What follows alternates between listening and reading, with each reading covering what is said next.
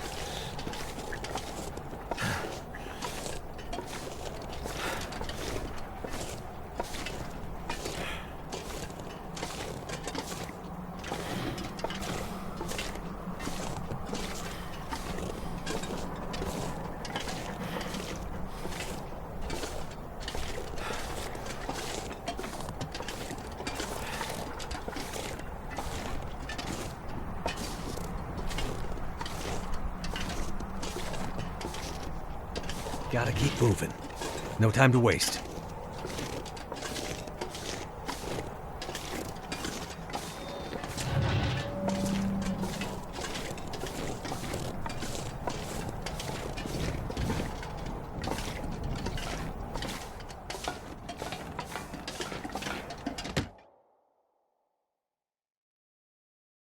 Something's gotta go.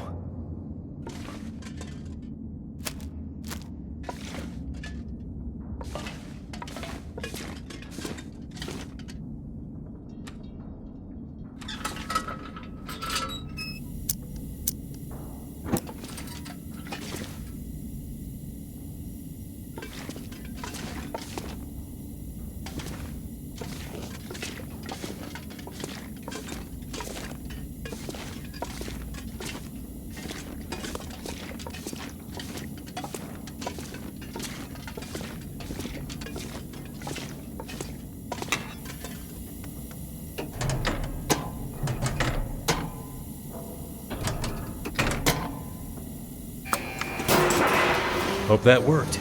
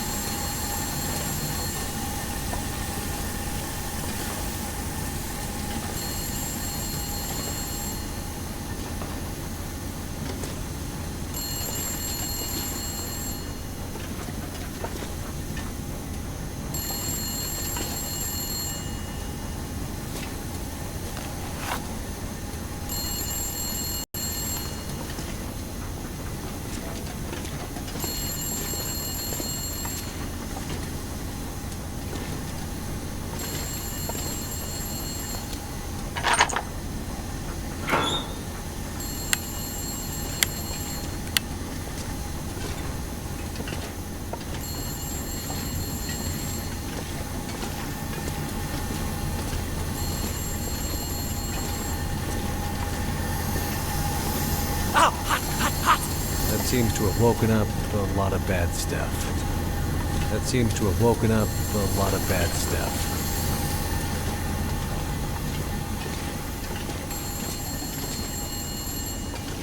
Oh, that hurts so much.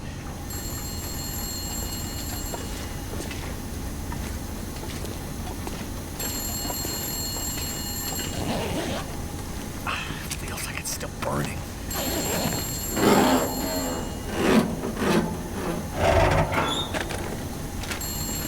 Hope nobody needs this anymore.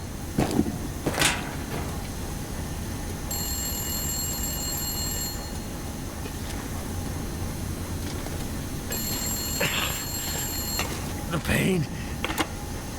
Hey, Mackenzie. Back to this phone thing, I see. Remind you of any prison in particular? Those were good times. What's up, Jason? Just saw the light for Substation 3 go green on my board. Nice work. Wanted to check in and see how you're doing. It's slow going. Lots of angry wildlife out here. Yeah, we tried to warn you. Yeah, you did. Okay, well, be careful out there. I'll check in with you at the next substation. Will do.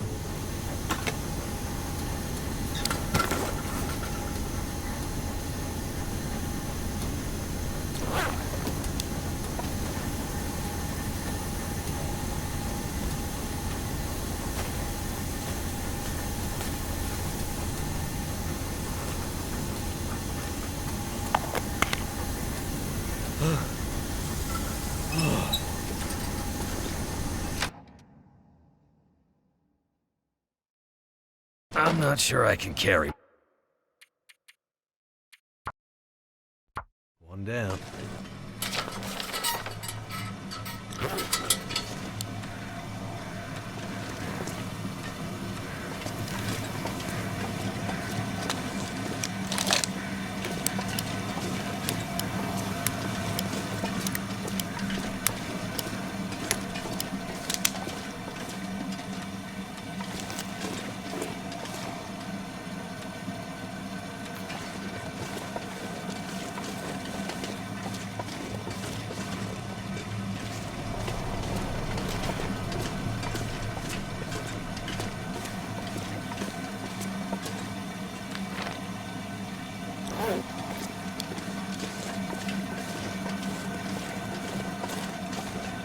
Looks like steam's starting to come out of the pipes. Pressure must be building in the system. Just like Atwood warned would happen. Gotta follow the steam pipes. They'll lead me to the next substation.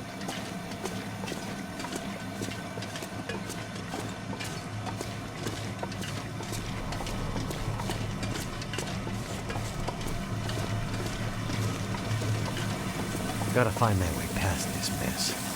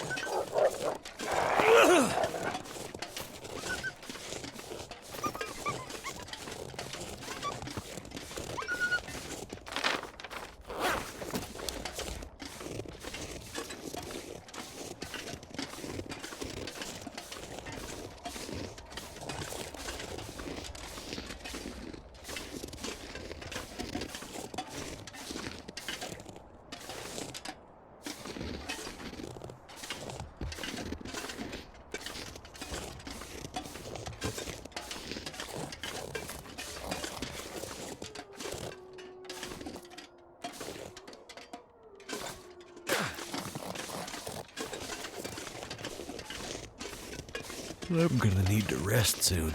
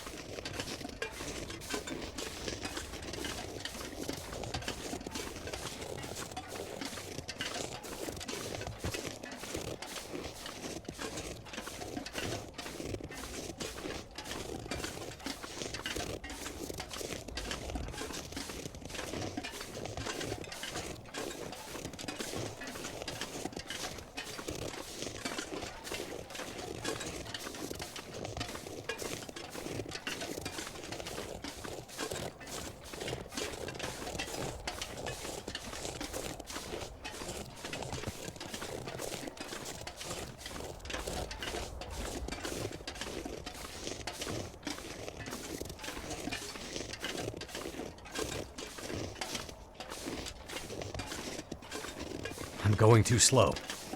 I'm gonna run out of time.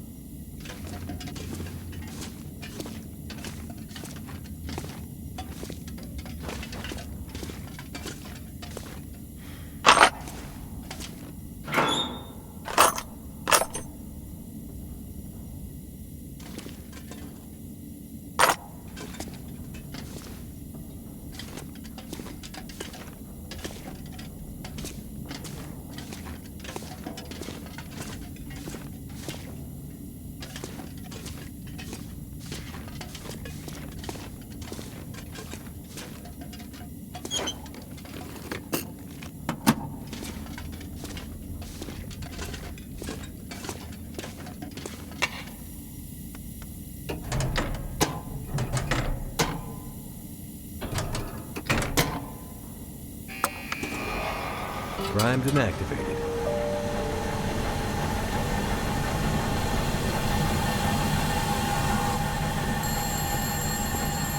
There's gotta be another way out of here.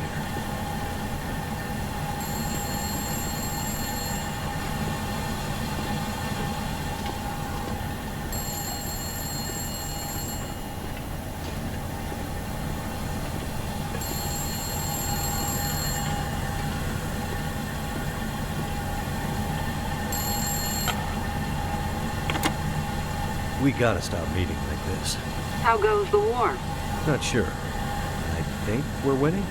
2 green lights on the board feels like we could beat. Something doesn't feel quite right, though. What do you mean? I don't know. Can't put my finger on it. Well, keep an eye on it. I need you upright and breathing out there, getting shit done. I'm on it. Atwood's getting squirrely. She's pretty sure tonight's Aurora is going to be a big one. I don't need to tell you how important this is, do I, Mackenzie? I know what I need to do. I'm seeing some pressure building in the geothermal system. Gotta get that next station online ASAP, or we're gonna have problems. Understood. I'll get it done. Sorry to add more pressure, Mackenzie. Please be careful out there. You know me. Careful is my middle name. I think you mean crashing my plane and having endless bad luck is your middle name. Still here, though. Let's keep it that way.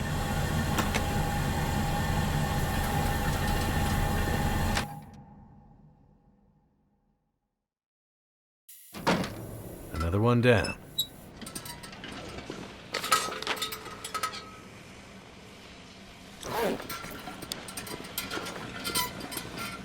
What the hell is that glowing stuff? It's like the Aurora. On the ground.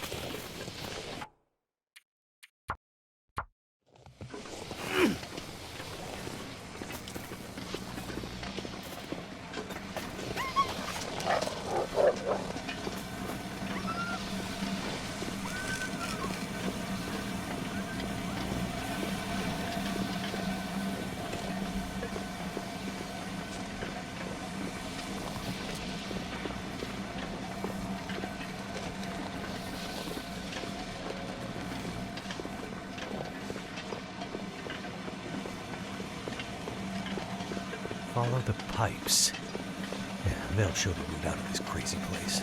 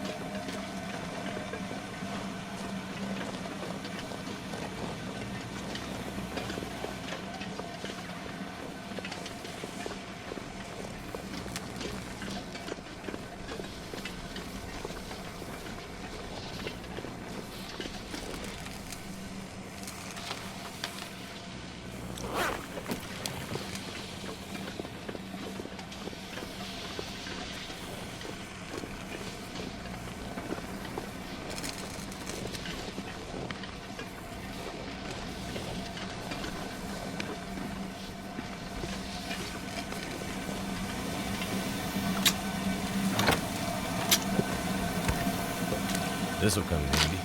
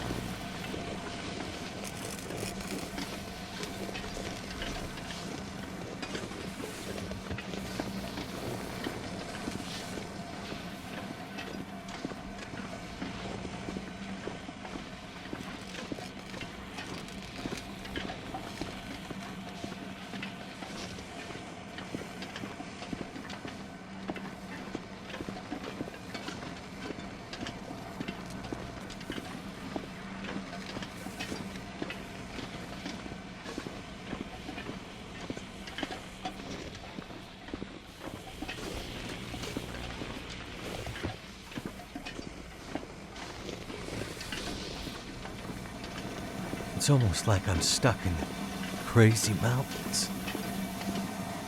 Madness. Like mountains of madness.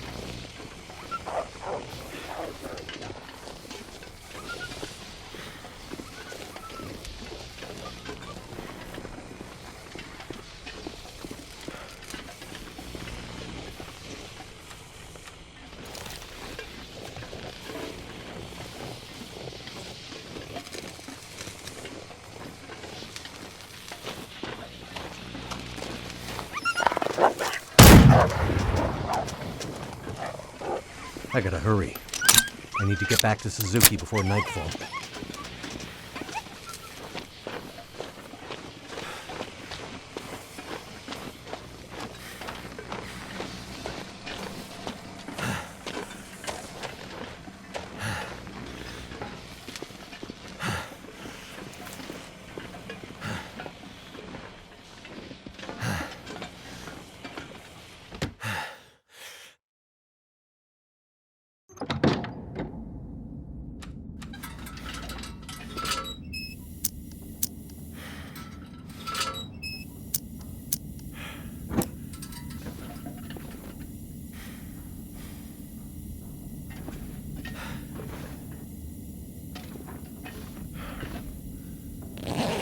I wonder who owns this stuff.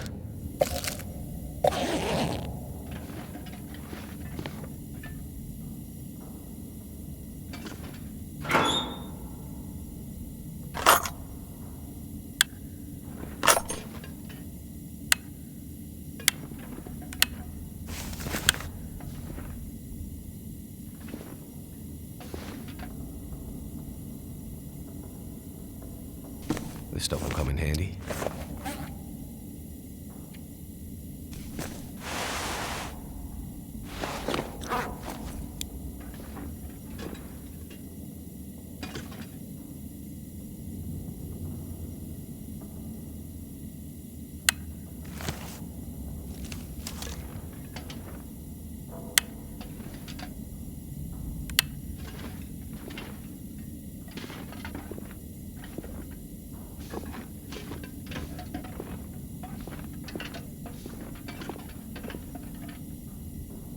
That'll come in handy.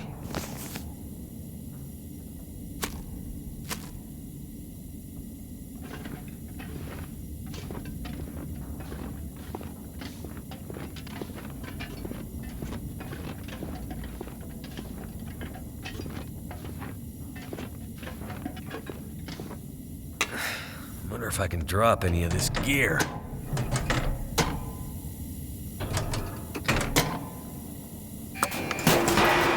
That's the last of them. Gotta find my way past this mess. There's gotta be another way out of here.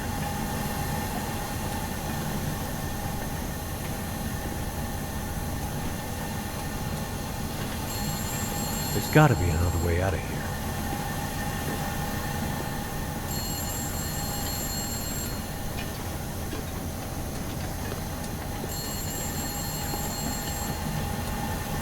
There's gotta be another way out of here.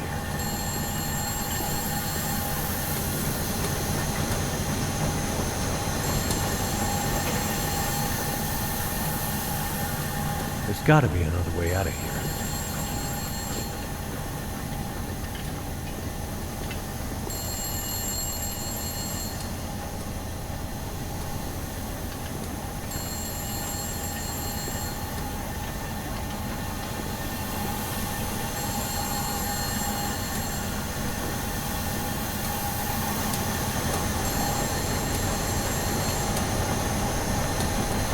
Gotta find my way past this mess.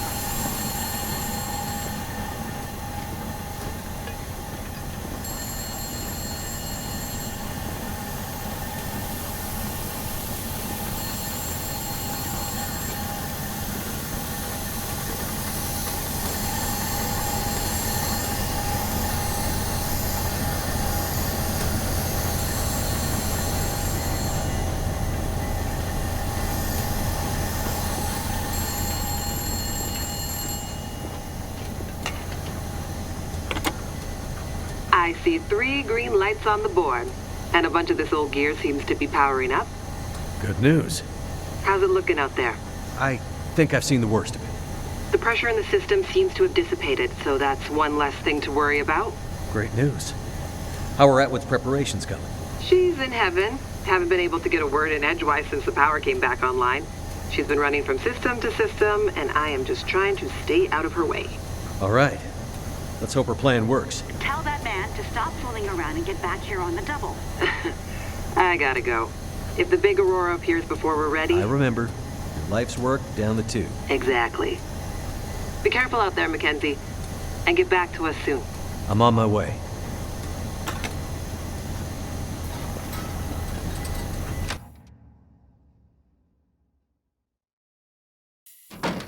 Good. It worked.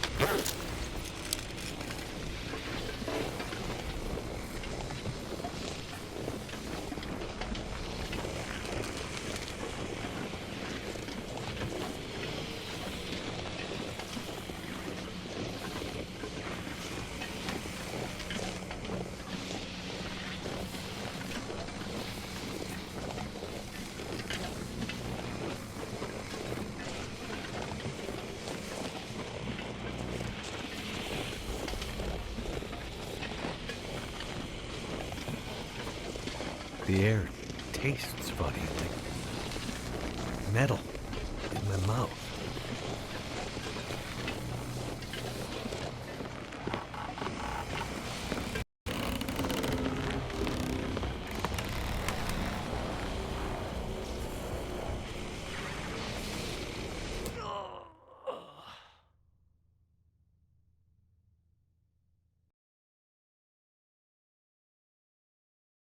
The air tastes funny, like metal in my mouth.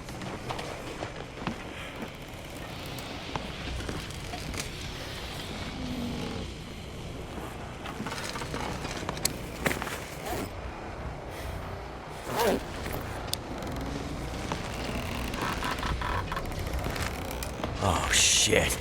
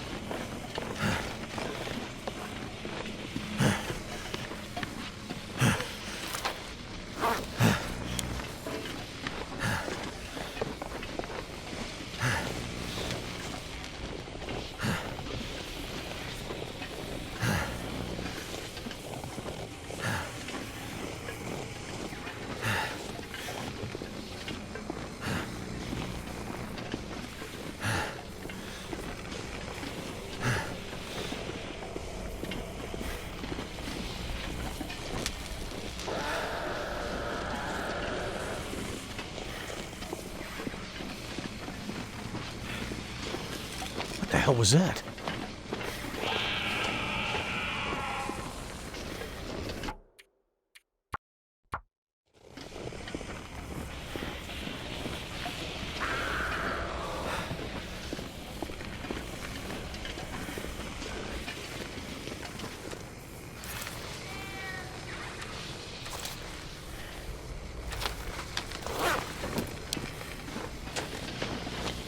Oh shit! Is that what I think it is?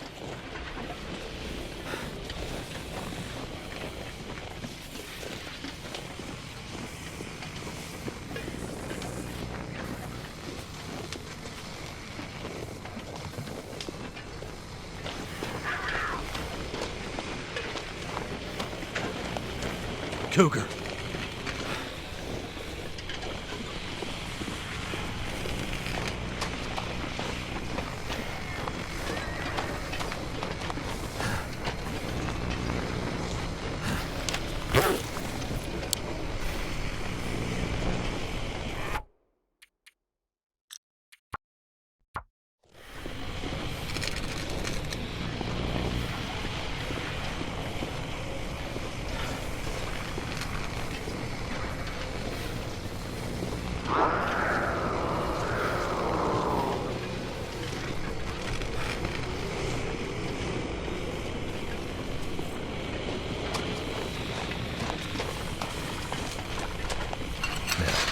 Gotta get back to Suzuki before it's too late.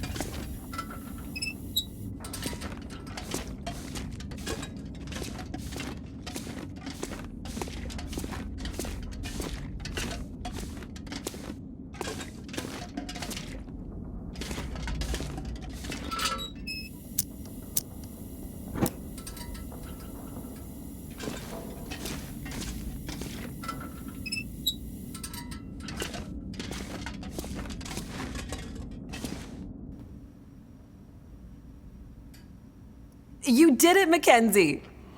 Yes, good work, young man. It was no trouble. Now, do you have everything you need?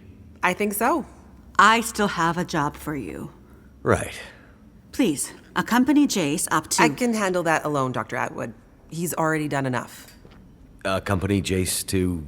With tonight's Aurora, we have a chance to pull the data now that the systems are nearly back online. But I'm not sure Jace can handle the next part alone.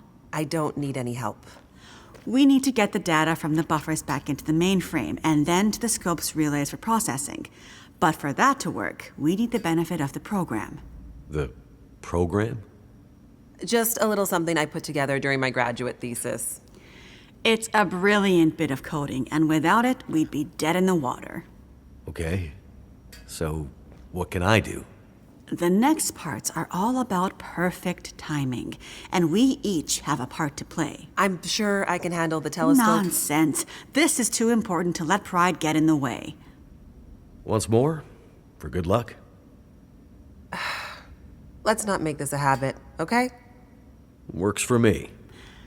You two had better get moving. We're running out of time.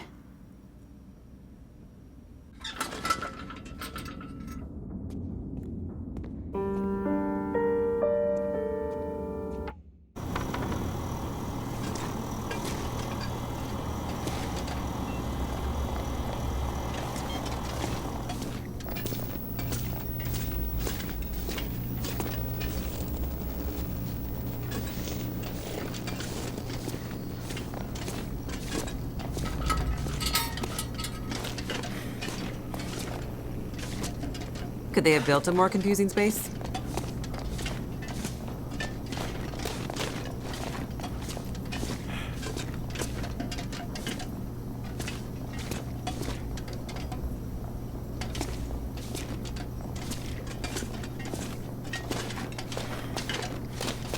Nice and old, but it has good bones.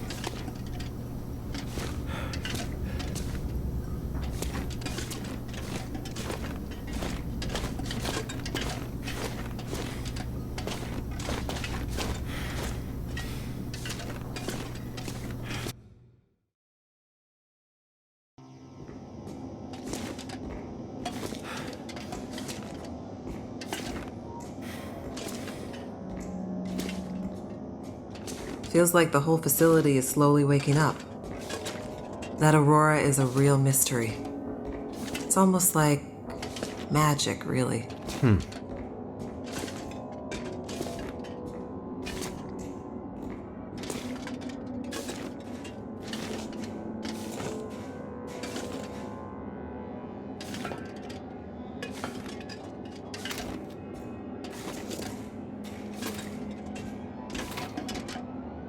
Imagine the logistics involved in building this facility. Staggering.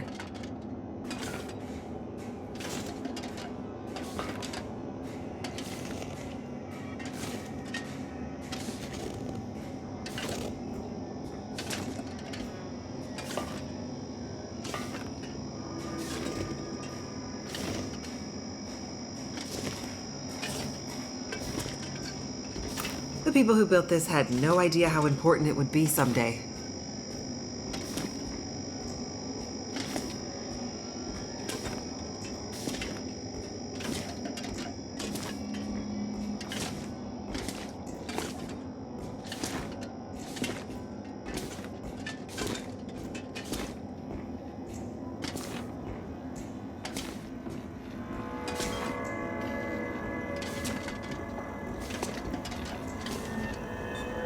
Well, well, there she is, the Suzuki Radio Telescope. Isn't she beautiful? Lit up by the aurora, no less. I've never seen it so bright. It's massive. Let's hope we're not too late.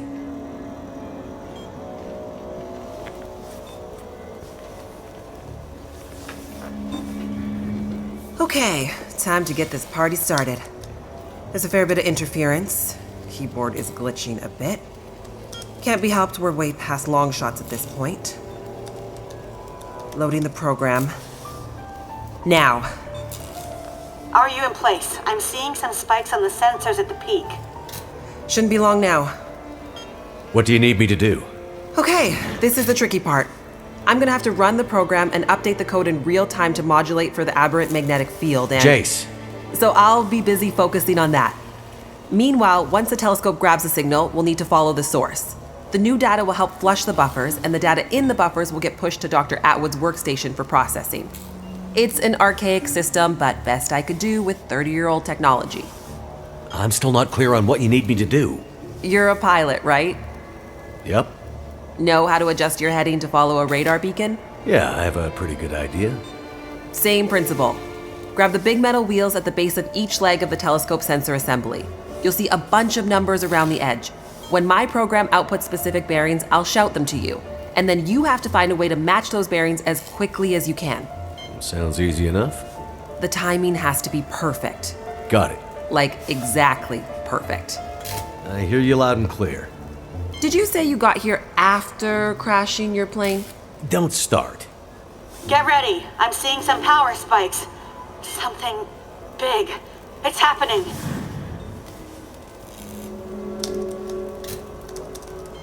Get ready, Mackenzie.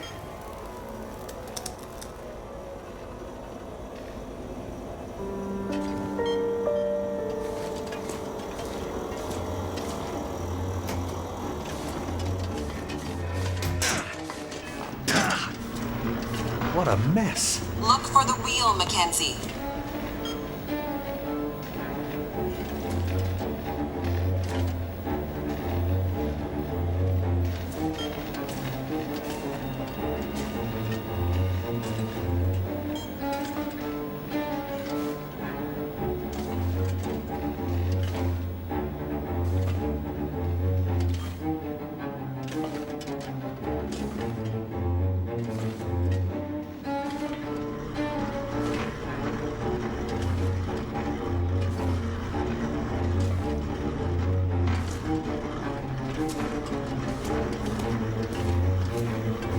Here we go. 141 degrees.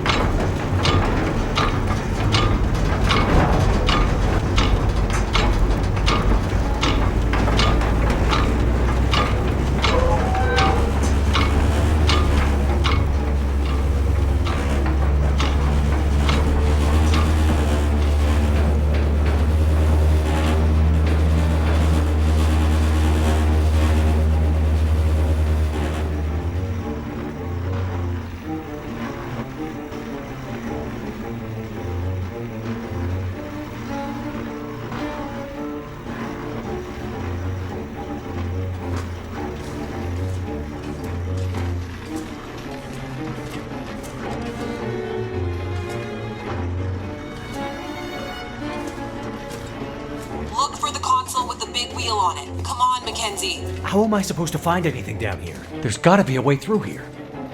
What's taking so long down there? Where's the damn wheel?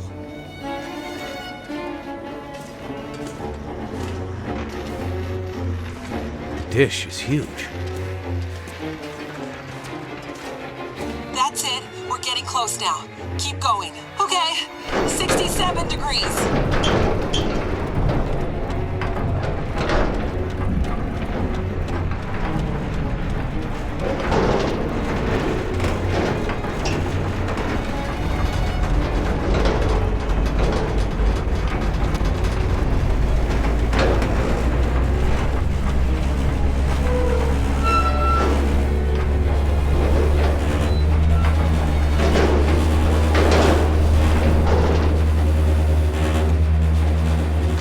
Jace?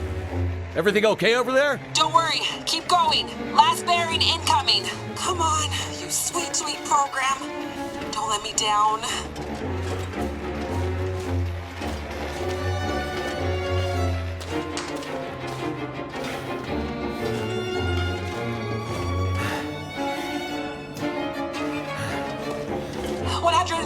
Mackenzie. Get to 156 the whole thing blows.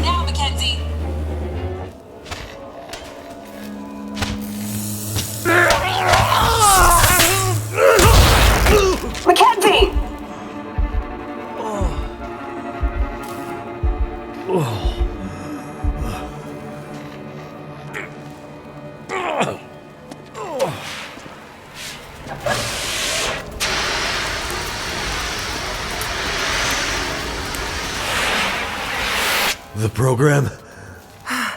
She did the most any program can hope to do. Her job. Now let's hope Dr. Atwood got what she needed. Because this gear is toast.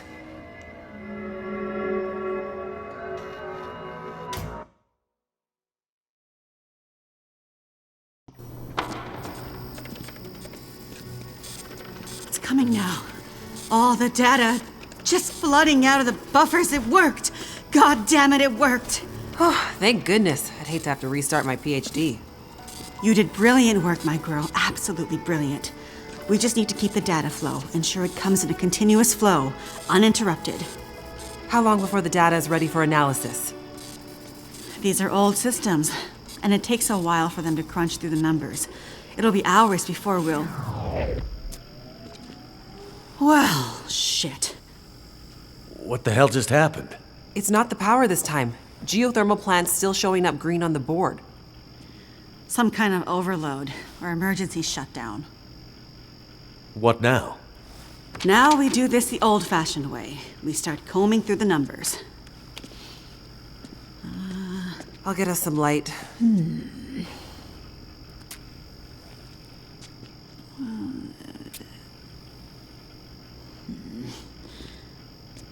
Do you see anything that would indicate the level of K-index we might expect to... Shush, girl. Let me read.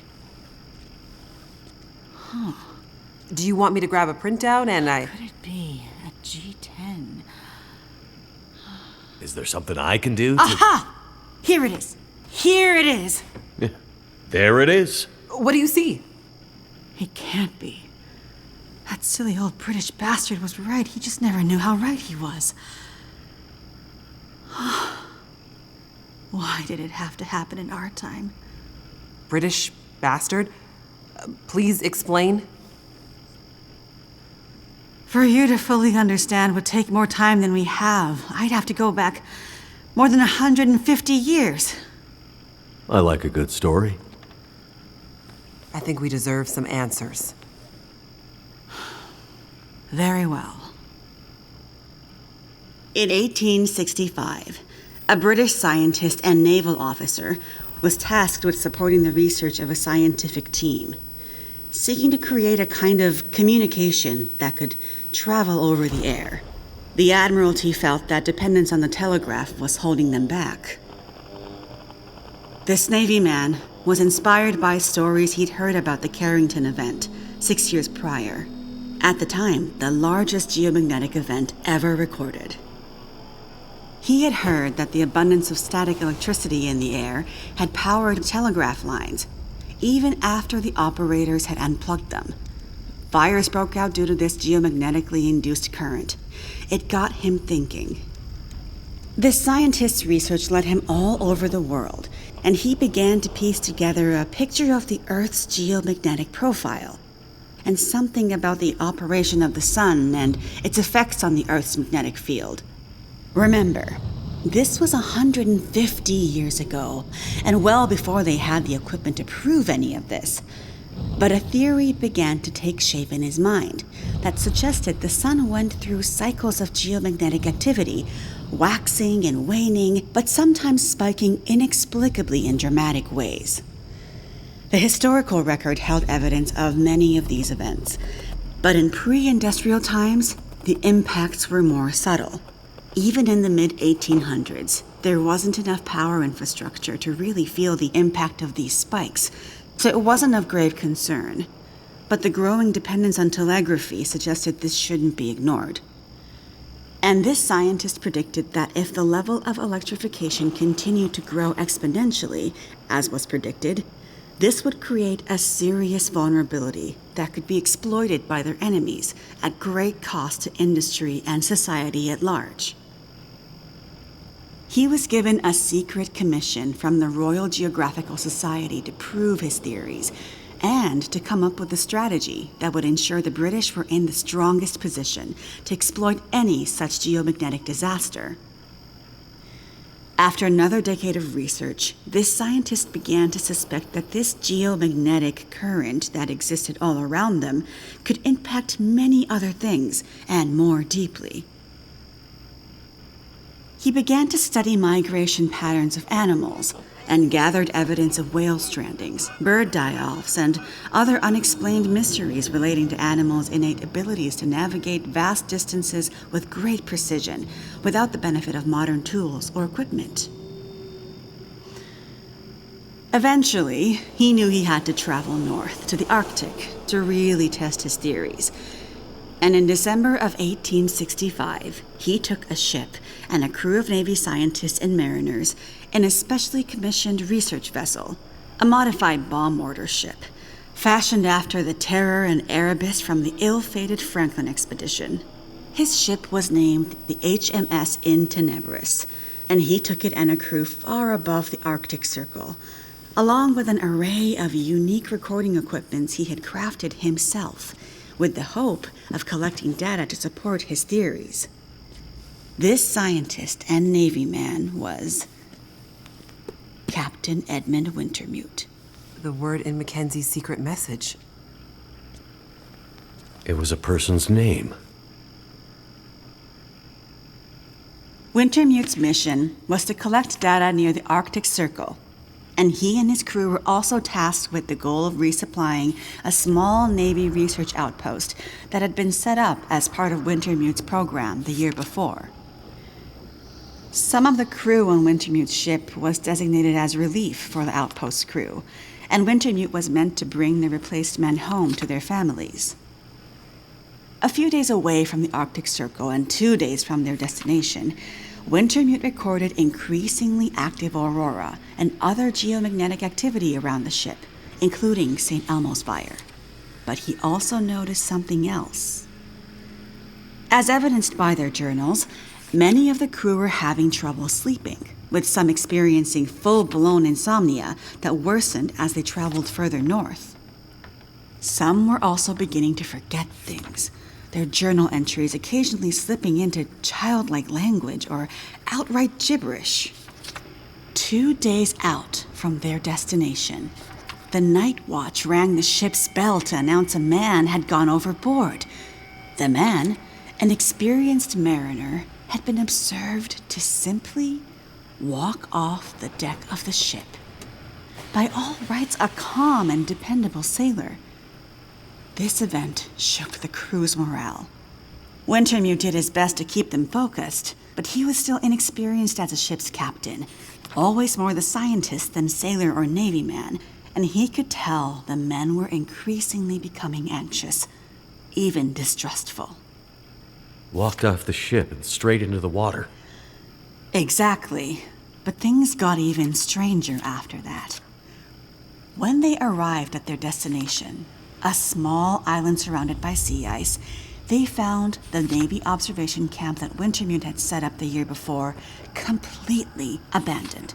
The shelters were mostly destroyed, the relentless Arctic winds having shredded their canvas. The sled dogs were killed, some seeming to have been eaten. Many of the men were found dead, their bodies frozen in their beds, some showing signs of having been attacked or murdered. Yikes. Keep in mind, the Franklin expedition was still fresh in the public imagination during this time, including all the rumors of cannibalism. Wintermute could tell some of his men were nearing their breaking point, so he sent them back to the ship and took only a small group of trusted officers with him to search the rest of the small island. On the far northern side, in an icy bay, they found the remainder of the outpost crew, their bodies frozen solid in the ice. Some appear to have walked in and simply frozen in place. Jesus. And I thought we had it bad. Not wanting to completely abandon his research, but also recognizing the fragility of his situation, Wintermute kept a small group of trusted and hardy men with him. He offloaded sufficient provisions and equipment for them to survive up to 6 months, and sent the crew and the Intenebris back to London, with the request that they send a rescue ship to pick them up. That's dedication. But what does it have to do with our data? I'm getting there. Months later, the relief ship returned to find only Wintermute remained. He had left books of scrawled notes, data he had gathered using his novel devices, sketches and observances of the men he had kept with him, and a detailed diary outlining their slow but progressive decline into a kind of fugue and madness. Wintermute was accused of murdering the men, brought back in shackles, and once back in England, summarily court-martialed and committed to a sanatorium. His equipment, journals, and the data therein were hidden by the Admiralty, and the Royal Geographical Society renounced Wintermute's membership and denounced his research, claiming he had gone rogue. His work disappeared for over a century, until I dug it up. Why haven't we ever heard this story before? Exactly the question you should be asking. I had encountered odd and inexplicable references to his research, but always leading to dead ends.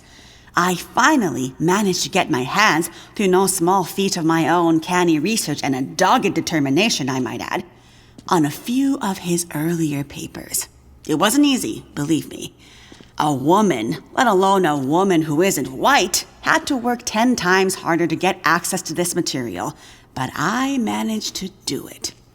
I spent the next 20 years piecing it together, tracing the fingerprints of Wintermute's theory, collecting his data, analyzing, and then adding to his research with research of my own using increasingly modern equipment. And the more I dug, the more data I collected, the more worried I became. Because not only had Wintermute's original fear come to pass, that the world had become dependent on the electrical grid, a technology that would easily be taken offline should any Carrington-level geomagnetic event occur. But even worse, that the Carrington event of 1859 was like a tiny spark compared to the massive, overwhelming storm that might come in the future. I started to talk to others about this, but of course people thought I was crazy. They ignored me at first, then started to denounce me, and then ostracize me. Until I eventually found myself so far on the fringes of accepted science that I was entirely isolated, with nobody to trust, nobody who would believe me. I lost my job, my marriage failed, all my academic credentials were thrown into question. Ah, this explains something about your reputation, Dr. Atwood. Nobody would believe me. Except for John, who you met as Jeremiah, Mr. Mackenzie. He was a young corporal in the Canadian military when I first met him. Handsome, as I recall. It's a long story on top of an already long story, so I won't tell it all here. But the important thing was he was stationed at a radar observation post along the Dew Line, far north, and started to observe some strange things of his own. He followed the trail, which eventually led him to me. And when we got together, there were sparks, I tell you. To be believed by someone, it was like a drug. We worked to uncover more data, and he kept his eyes and ears open, using his military connections to gather more information carefully. And he moved up the ranks, but always stayed under the radar, putting his career aspirations aside to ensure he could stay close to the facilities we needed access to. But it was never going to last. At one point, he was caught accessing some classified data shared with our NATO allies, and they thought he was spying for the Russians, So they put him in military prison. And we lost touch. Years later, he actually found me here, at the radio telescope. He was a changed man. His fire was gone. They'd somehow broken him. He said he still believed, but he couldn't be part of this journey. And that's the last time I saw him. That was more than 20 years ago. I can't believe he's still alive. And on Great Bear, no less. You can't possibly believe that's some kind of coincidence. Jeremiah being here? What are you suggesting? Isn't it obvious? He stayed here for you, to be close to you, to keep watch. He's been here ever since, close by, in case you might need him. And as soon as he saw the aurora and what it could do, he knew. He saw the signs. When I met him, he was nearly killed by a bear, and when I left him, he was still not much more than half alive.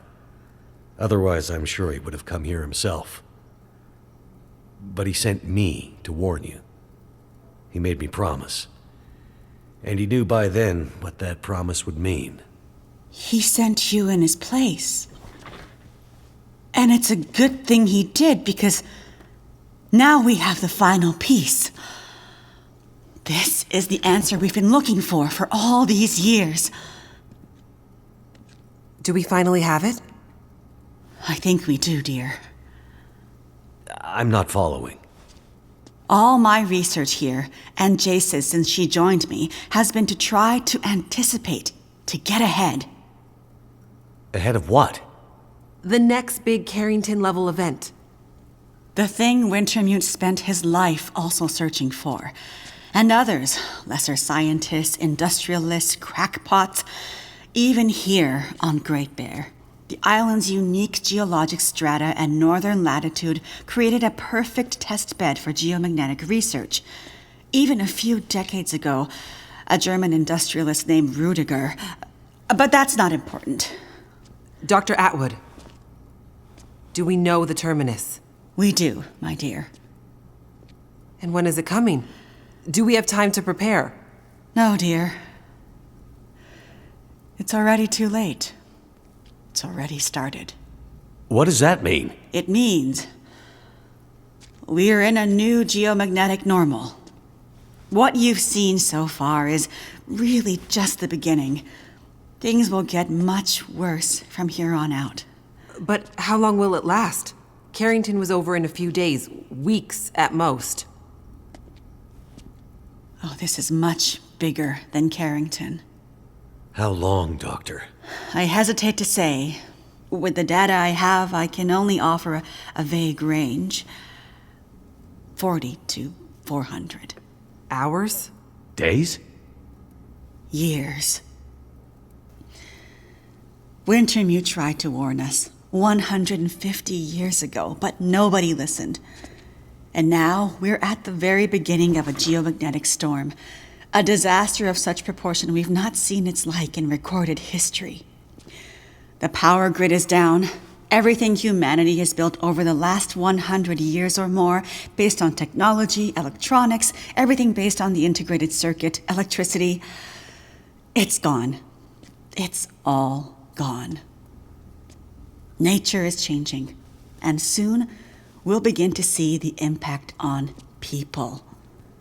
We won't emerge unscathed. And this period of darkness will last from 40 to 400 years. A new dark age. The long dark. And what humanity will exist on the other side of it,